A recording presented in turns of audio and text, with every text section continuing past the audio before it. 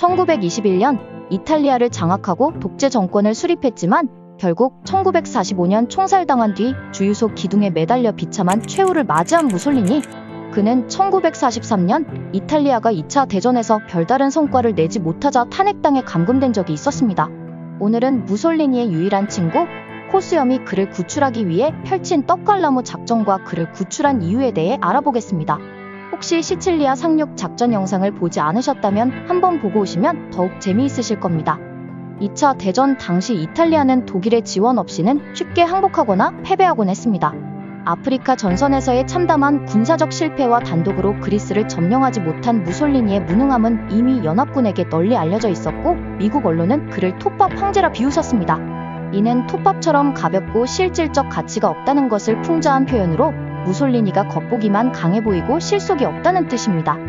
특히 1943년 7월 연합군이 시칠리아에 상륙해 본토가 위험에 처하자 이탈리아 대평의회는 무솔리니에 대한 불신임 투표를 실시했고 2배 이상의 표 차이로 가결됩니다. 이탈리아 국왕 비토리오 에마누엘레 3세는 즉시 무솔리니를 총리직에서 해임하고 체포했으며 피에트로 바돌리오를 새로운 총리로 임명했습니다. 바돌리오는 연합군과 비밀리에 협상하여 독일을 배신하고 연합군에 합류하려 했습니다. 이탈리아가 뒤통수를 치려는 사실은 독일도 이미 눈치채고 있었습니다. 무솔리니가 실각되자 코수염은 로마를 공격하고자 했지만 지휘관들의 만류로 명령을 철회하고 대신 무솔리니를 구출하여 새로운 이탈리아 정권을 수립해 독일의 괴뢰국으로 삼고자 했습니다. 코수염은 친위대 오토 스코르체니 대위를 작전 책임자로 임명해 구출을 명령합니다. 스코르체니는 비밀 공작 특수부대의 지휘관이었고 흉터로 인해 스카페이스라는 별명을 가지고 있었죠. 하지만 무솔리니의 위치를 찾는 것은 쉽지 않았습니다. 이탈리아 신정부는 그를 체포한 후 3번이나 감금 장소를 이동시켰기 때문입니다. 1943년 8월 스코르체니는 이탈리아 군경찰 중대가 로마 외곽 그란사소산에 배치됐다는 정보를 입수했습니다. 그란사소에는 캄포 임페라토레 호텔과 스키장이 있었고 케이블카로 접근이 가능했습니다. 사람도 살지 않는 지역에 병력이 투입된 것은 중요 인물이 있다는 방증이었고 부하 1명을 위장시켜 그랑사소로 보냈습니다. 이탈리아 경찰은 그랑사소에 접근을 불허했으며 이제 무솔리니가 여기 있는 것은 확실해졌습니다. 1943년 9월 3일 바돌리오 정부는 연합군에 항복했고 이탈리아의 배신을 예상했던 독일군은 순식간에 로마를 포함한 이탈리아 전역을 점령했습니다. 물론 이탈리아의 총리 바돌리오는 로마를 버리고 도망갔습니다. 스코르체니는 무솔리니의 빠른 복위를 위해 서둘러야 했죠. 캄포 임페라토레 호텔은 그란사소산 높은 곳에 있었고 접근하기 쉽지 않았습니다. 케이블카가 있었지만 습격당할 여지가 컸고 산의 기류 때문에 공수작전도 불가능했습니다. 결국 그가 선택한 것은 글라이더였습니다. 9월 12일 오후 1시 12대의 글라이더가 108명의 병력을 싣고 비행기에 견인되어 공군기지에서 출발했으며 산 아래쪽에서는 케이블카를 점령하기 위한 부대도 출발합니다. 당시 글라이더에는 이탈리아 군경찰 지휘관 페르난도 솔레티 장군도 탑승한 상태였습니다. 글라이더가 출발했지만 작전 지역으로 이끌 선도 항공기가 고장으로 이륙하지 못했고 스코르체니는 글라이더 바닥에 구멍을 뚫어 지형을 바탕으로 비행 항로를 유도했습니다. 12대의 글라이더 중 8대가 호텔에서 30m가량 떨어진 곳에 착륙했고 솔레티 장군을 선두로 호텔에 다가갔습니다. 이때 스코르체니는 2층 창문에서 바깥을 보고 있는 무솔리니를 발견합니다.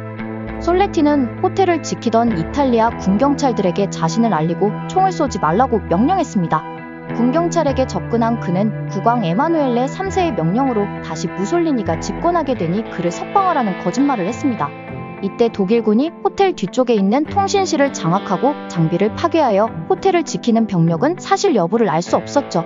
동시에 스코르체니는 호텔 2층으로 향해 무솔리니의 신병을 확보합니다. 솔레티 장군 덕분에 스코르체니는 총 한 발도 쏘지 않고 250명이 지키는 호텔을 쉽게 장악할 수 있었습니다. 무려 착륙 4분 만에 이 모든 것을 해낸 것입니다. 당시 무솔리니는 내 친구 코수염이 나를 구출해 줄 것이라고 믿고 있었다라고 말하며 눈물을 글썽이며 스코르체니 대위를 껴안았다고 합니다. 이후 독일 소형 항공기가 도착했고 무솔리니는 탈출에 성공합니다.